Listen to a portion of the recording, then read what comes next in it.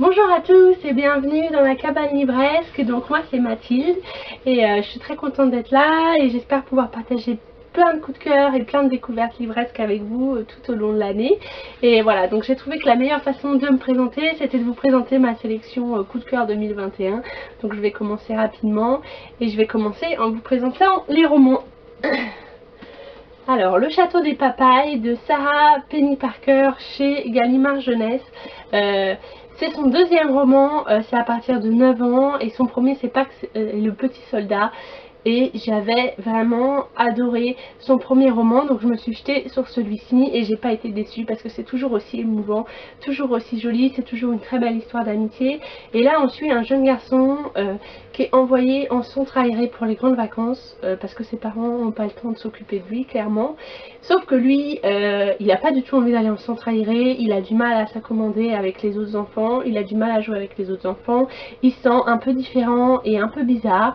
Et du coup, il va trouver la première occasion pour ne pas y aller, c'est que dans ce centre aéré, il y a un trou dans le grillage. Et derrière ce grillage, il y a un terrain vague avec une vieille église. Et c'est super parce que pour lui, c'est un méga terrain de jeu et ça va être son château fort. Et lui, le chevalier de ce terrain vague. Et du coup, il va en faire vraiment son terrain de jeu, mais aussi son refuge. Jusqu'au jour où il va se rendre compte qu'il y a une autre jeune fille, en fait, qui utilise ce terrain vague, et cette jeune fille là, elle c'est son jardin en fait. Elle compte y faire pousser des papayes pour essayer de se faire un peu d'argent parce que c'est une fille qui n'a pas vraiment les moyens, et donc au début ils vont pas du tout forcément s'entendre parce que c'est leur terrain à eux et ils ont envie d'y voir personne, mais au fur et à mesure ça va devenir une très très belle histoire d'amitié. C'est très émouvant, c'est un livre qui parle de la différence, de la difficulté, de la complexité de trouver sa place, etc. Moi j'adore, je peux que vous conseiller cette autrice, j'ai aimé les deux romans qu'elle a fait, c'est à chaque fois bouleversant, à chaque fois empreint de bienveillance, donc voilà, vraiment lisez ces romans. En plus c'est accessible très tôt, voilà, à partir de 8-9 ans vous pouvez le lire et les adultes en feront une seconde lecture encore plus poussée et c'est superbe. Ensuite, À corps perdu de Muriel Zuckcher, j'espère que je le dis bien. C'est une autrice française en plus, chez Didier Jeunesse roman, et franchement c'est ma surprise de l'année, c'est le roman auquel je m'attendais pas. En le lisant, voilà, je me suis dit bon, ça va être un petit roman sympa, etc. Et en fait c'est devenu un coup de cœur.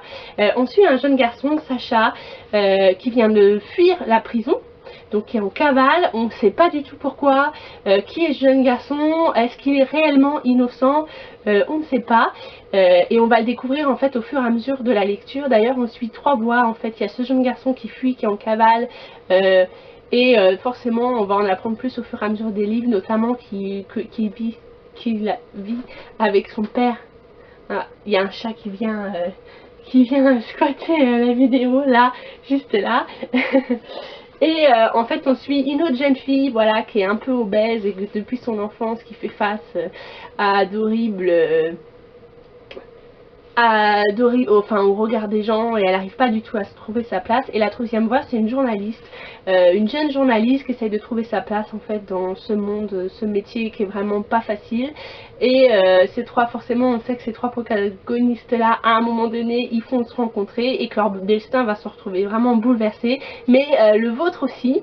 Voilà, donc c'est vraiment un roman fort qui parle de la difficulté de trouver sa place dans le monde, du regard des gens, des manipulateurs, voilà, quoi vous dire de plus.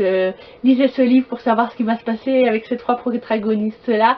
Moi j'ai vraiment adoré, je vous dis c'est le roman auquel je ne m'attendais pas cette année, donc n'hésitez pas. Un petit roman français en plus qui est pas bien épais, qui fait que 200 pages, donc voilà, n'hésitez pas à lire ce livre. Ensuite, voilà, donc je vous présente Un visage pour deux de Lila Marche et Hachette Jeunesse. Voilà, donc là pour le coup on passe à une belle brique, hein. D'ailleurs le tome 2 doit sortir là bientôt en janvier et moi j'ai hâte. On suit Megan qui a un frère jumeau, sauf que son frère jumeau tombe gravement malade en fait, et pour pas que son frère jumeau perde ses rêves et sa place dans sa grande école militaire, elle décide de se faire passer pour lui. Mais quelle idée, vous me direz, parce qu'elle débarque là-bas, elle connaît pas du tout ce monde-là, elle n'est pas du tout sportif, elle n'a pas du tout la carrure d'un grand militaire, et elle va faire face à un monde d'hommes vraiment très macho, difficile, etc. Et en plus, pour pas faciliter son entrée, elle va débarquer dans sa colocation donc d'hommes, et elle va se retrouver en face du meilleur ami de son frère jumeau, avec lequel elle ne peut pas s'entendre. Donc forcément, va y avoir une histoire d'amour, mais c'est vraiment pas que ça. Moi j'ai vraiment adoré, et chaque protagoniste en plus cache des secrets profonds qui pourraient faire basculer l'histoire, et ça parle voilà, de féminisme, de trouver sa place dans un monde d'hommes, de secrets, enfin voilà, ça parle vraiment de plein de choses, et je pense qu'on en apprendra plus dans le tome 2, donc je peux que vous conseiller cette histoire. Moi j'ai vraiment adoré. Voilà. Ensuite, les chroniques de l'érable et du cerisier de Camille Monceau chez Gallimard Jeunesse. Voilà, une petite pépite, enfin c'est une saga familiale comme on n'en fait plus aujourd'hui. Moi ça m'a largement fait penser, pour ceux qui l'ont lu, au clan des Autori, sauf que là c'est un peu plus historique. Et j'ai vraiment adoré. C'est tout dans la... Enfin, c'est pas... Si vous vous attendez à quelque chose de dynamique, ça l'est pas du tout, mais c'est très beau, c'est dans la poésie, dans la contemplation. Et pourtant, il se passe plein de choses. Donc voilà, n'hésitez pas. On suit Ichiro, un jeune garçon orphelin, en fait, qui a été élevé au milieu de la forêt et des montagnes par un maître samouraï et sa gouvernante, et du coup il va être élevé voilà, au milieu de la nature, un peu reclus de tout. Il n'a jamais eu de copains, il sait pas ce que c'est le monde réel, etc. Et pourtant il a une jeunesse tout à fait chouette, jusqu'au jour où ça va basculer parce qu'une bande de samouraïs va débarquer dans sa petite plaine, va tout détruire et va trouver son maître samouraï.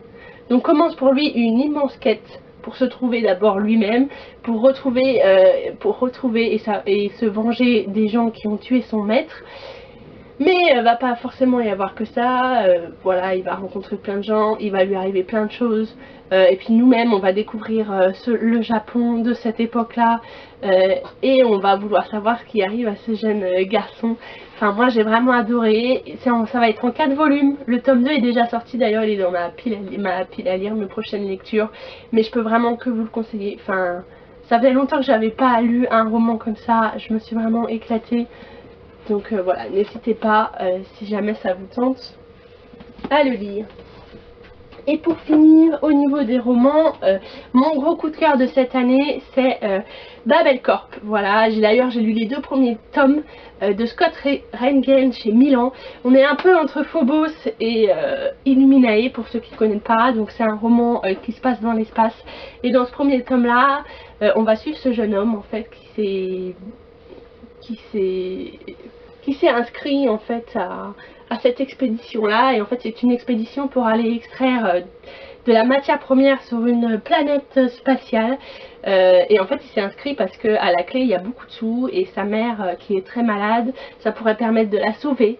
Donc il s'est inscrit à, voilà, à cette expédition là, sauf qu'il est forcément pas le seul à s'être inscrit, donc ils vont se retrouver toute une bonne jeune dans ce vaisseau spatial là, sauf que ce qu'ils vont apprendre à bord, c'est qu'ils sont tous en compétition et que tous ne pourront pas descendre sur cette nouvelle planète et ne pourront pas toucher les milliards promis à la clé. Donc ils vont tous se retrouver en compétition, à faire certaines épreuves, etc. pour prouver leur force, leur vitesse, leur volonté, et forcément notre jeune protagoniste, voilà, il va fouiller un petit peu, il va en savoir plus sur Babel Corp, les gens qui l'ont embauché, et il va découvrir certains secrets et que Babel Corp ne leur dit pas tout. Donc voilà, moi j'adore. De toute façon, tout ce qui est compétition, épreuve, etc., j'adore. En plus, je trouve que tous les personnages, même les personnages secondaires, sont superbes, et on s'attache à tous les personnages. Ils ont tous des caractères bien différents, et pourtant ils ont tous quelque chose de magnifique. Donc voilà, le premier tome c'est celui-ci, le deuxième tome est tout aussi bien, donc j'ai vraiment hâte de connaître le dernier tome, et voilà, je peux que vraiment vous conseiller celui-là. En roman, c'est mon gros coup de cœur de cette année. Voilà, donc Babel Corp de Scott Reingen. Maintenant on va passer aux bandes dessinées, et je vais commencer par Middle West de Scotty Young et George Corona chez Urbanix. Voilà, donc chez nous il est en 3 petits volumes. Je vous montre les dessins, c'est vraiment superbe. Les dessins sont très colorés, très jolis. Moi j'ai vraiment adoré me plonger dans cette histoire. En plus il a été promu au festival d'Angoulême dans la section 12-16 ans. Et on comprend vraiment pourquoi. En fait on suit un jeune garçon qui vit tout seul avec son père depuis que sa mère est décédée. Sauf que son père, voilà, à cause du malheur, tombe un peu dans l'alcoolisme. Et à cause de ça, il devient un peu colérique et donc il s'en prend forcément à son fils. Et ce jour-là, bah justement, ils se disputent. Sauf que la dispute va prendre une tournure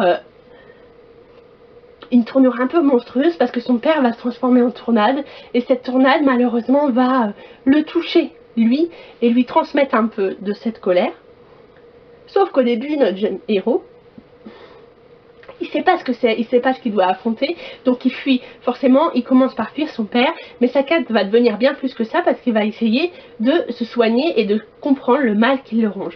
Il va être accompagné tout le long de sa quête de son meilleur ami, qui est un petit renard, et j'adore, enfin c'est la petite touche hyper mignonne de ce livre, mais forcément il va rencontrer plein d'autres personnes, il va lui arriver plein d'autres aventures, et on espère de tout cœur avec lui qu'il va trouver une solution à ce mal qui le ronge. Et je vous montre les dessins de nouveau et c'est juste superbe.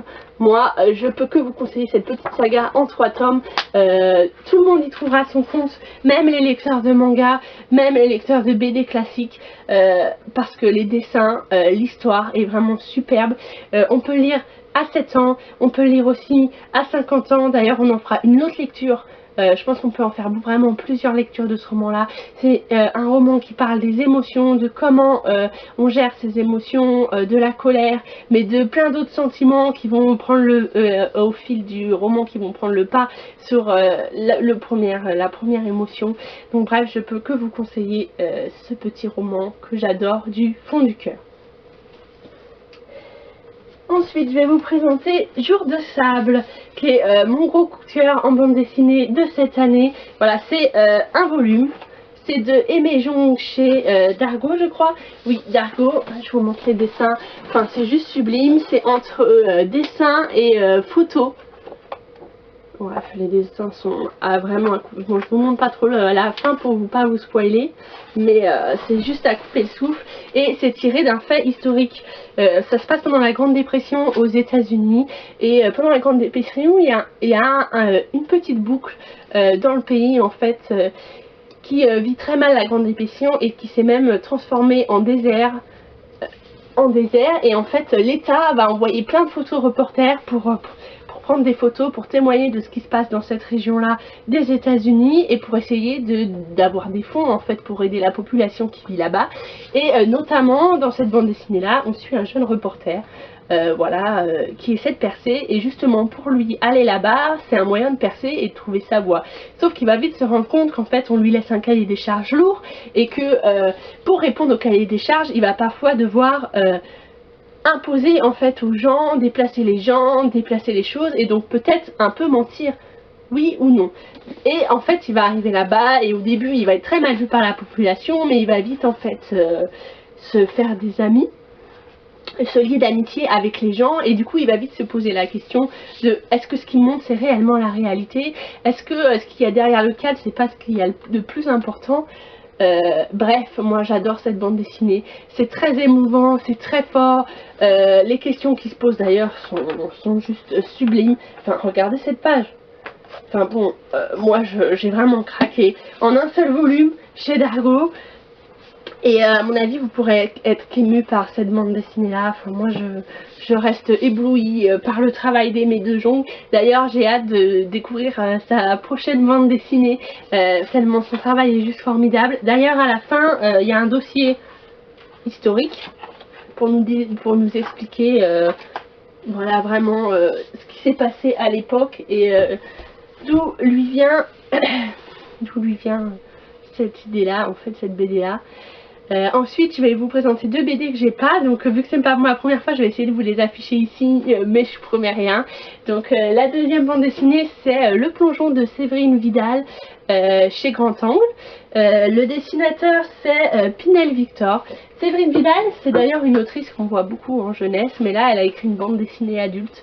Et c'est vraiment très très émouvant. En fait, c'est l'histoire d'une... C'est en un seul volume aussi, et c'est l'histoire d'une femme assez âgée en fait qui délaisse sa maison et son chien pour partir vivre dans un EHPAD. Et on va suivre cette jeune femme, tout le questionnement, toute la difficulté de trouver sa nouvelle place, de se questionner sur est-ce que ça sert encore de vivre, est-ce qu'elle a encore sa place, etc. C'est juste une BD bouleversante. Enfin vraiment, j'ai pas vraiment les mots pour vous parler de cet ouvrage. Voilà, parce qu'on on se dit tous que forcément on va en arriver là, et je trouve que c'est vraiment une BD à mettre entre toutes les mains. Donc voilà, j'ai vraiment adoré, les dessins sont sublimes aussi. Donc voilà, n'hésitez pas à lire cette BD. Et enfin, la dernière bande dessinée, c'est Blanc autour chez Dargaud de Wilfried Lupano et Stéphane Fert. Donc c'est pareil, là on est sur une bande dessinée historique que je vais vous montrer ici, et c'est en fait une maîtresse d'école qui va monter la première école pour filles afro-américaines et noires.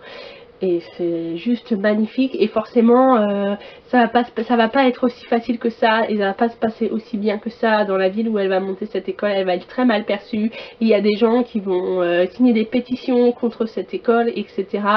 Donc elle va faire, la maîtresse d'école va faire face à tout ça, mais aussi les jeunes filles qui prennent leur courage à deux mains et qui décident d'aller dans cette école, quels vont être leurs parcours, comment ça va se passer pour elles, et elles aussi, elles vont faire face au regard des gens, à la difficulté de trouver leur place, mais c'est une bande dessinée vraiment super importante, et voilà, c'est aussi en un tome, et je vous la conseille, les dessins sont sublimes, et voilà, c'est historique aussi, donc on a un petit dossier à la fin explicatif, et j'avais vraiment adoré cette bande dessinée là aussi.